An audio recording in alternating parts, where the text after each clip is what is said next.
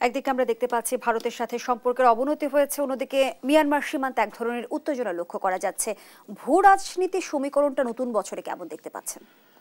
ভূ রাজনীতিকে আমি দুই ভাগে ভাগ করতে, একটা হলো ভারতের সাথে আর একটা হলো মিয়ানমারের সাথে। প্রথম আসি মিয়ানমার, বিকজ মিয়ানমার অত্যন্ত বার্নিং ইস্যু এখন। মিয়ানমারে দেখেন আরাকান আর্মি বা United liberation league of Arakan, যাদের রাজনৈতিক সংগঠন, এটারই মিলিটারি অর্গানাইজেশন হচ্ছে আরাকান আর্মি।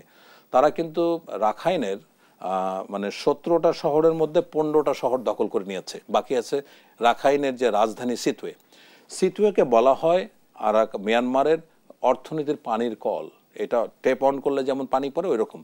এখান থেকে দুইটা মানে কায়াকফু থেকে দুইটা পাইপলাইনের মাধ্যমে চীনে প্রচুর পরিমাণ মানে গ্যাস এবং তেল যায়। চীনের এনার্জি সিকিউরিটি বিশাল অংশ কিন্তু এখান থেকে সমর্থন মানে সাপোর্ট করে। এখন এর মধ্যে শুধুমাত্র সিতুয়ে কোনোভাবে কিন্তু জান্তা সরকার ছাড়তে চাইবে না, কিন্তু আমাদের ওইটা বিষয় না, এটা সহজ, এটা নিয়ে গন্ডগোল আছে। এর মধ্যে গত মাসেই তা আপনার আরাকান আর্মির প্রতিনিধিকে চায়না বুসানে ডেকে নিয়ে গেছে, নিয়ে বলছে ভাই আমাদের সাথে এখন কি এগ্রিমেন্ট আছে। এখন চীন, আরাকান আর্মি এবং জান্তা সরকার একটা ত্রিপাক্ষিক একটা এগ্রিমেন্ট করতে যাচ্ছে। ওখানে যে থ্রি ব্রাদারহুড অ্যালায়েন্স আছে, কিন্তু সবচেয়ে বড় প্রবলেম করেছে আমাদের দুইটা জায়গায়। একটা হচ্ছে রোহিঙ্গারা, আর হলো বাংলাদেশ গভর্নমেন্ট। রোহিঙ্গারা করেছে কি, তারা মানে এই বছর গত বছর 10 জানুয়ারিতে তারা বড় অপারেশন লঞ্চ করে 1027। এই অপারেশনটা যে লঞ্চ করে থ্রি ব্রাদার অ্যালায়েন্স, তখন রোহিঙ্গাদের সামনে দুইটা চয়েস ছিল, যে তারা আসলে বীর মুক্তিযোদ্ধা হবে নাকি মানে মানে কুখ্যাত রাজাকার হবে। তো কোনো কারণ আমরা বুঝলাম না, তারা রাজাকারের পথটাই বেছে নিল। যতগুলি বড় বড় রোহিঙ্গা অর্গানাইজেশন আছে সবগুলি জান্তা সরকারের পক্ষে চলে গেল এবং রাজাকারিত্ব বজায় রাখলো। এবং এই গত সপ্তাহে প্রায় 20-22 জন আরাকান আর্মিকে হত্যা করেছে আরসার লোকজন। আরসা বলেন, আরএসএফ বলেন, যতগুলি বড় গ্রুপ আছে। এটা হলো তাদের এক ধরনের মানে স্টুপিডিটি আমি বলবো। এখন তাদের তো কোনো সমস্যা নেই, সমস্যাটা হলো বাংলাদেশের। কিন্তু বাংলাদেশ গভর্নমেন্ট এত নির্লিপ্ত থাকলো, এত নির্বিকার থাকলো, এত অজ্ঞতার ভিতর ডুবে থাকলো, মানে এটা খুবই অবাক হওয়ার মতো বিষয়।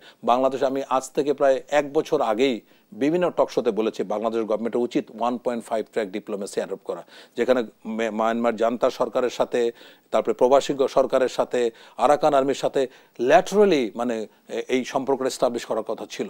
কোনো দিনই কিছু করলো না। মানে বললো যে চায়না আমাদেরকে হেল্প করবে, ভারত নেভার, কোনো দিনই চায়না এবং ভারত আমাদেরকে হেল্প করেনি।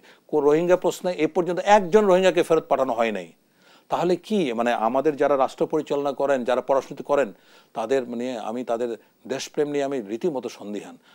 প্রত্যেক বছর আমাদের 70 থেকে 80 হাজার কোটি টাকা এদের পিছনে খরচ করতে হচ্ছে। কত কিছু করার ছিল, আমি পাবলিকলি অনেক কিছু বলতে পারছি না, অনেক কিছু করার ছিল। এর মধ্যে কিন্তু রোহিঙ্গা সমাধান করা যেত যদি আরাকান আর্মির সাথে আমরা প্রথম থেকে প্রত্যক্ষ বা পরোক্ষভাবে সমর্থন এখনও আছে।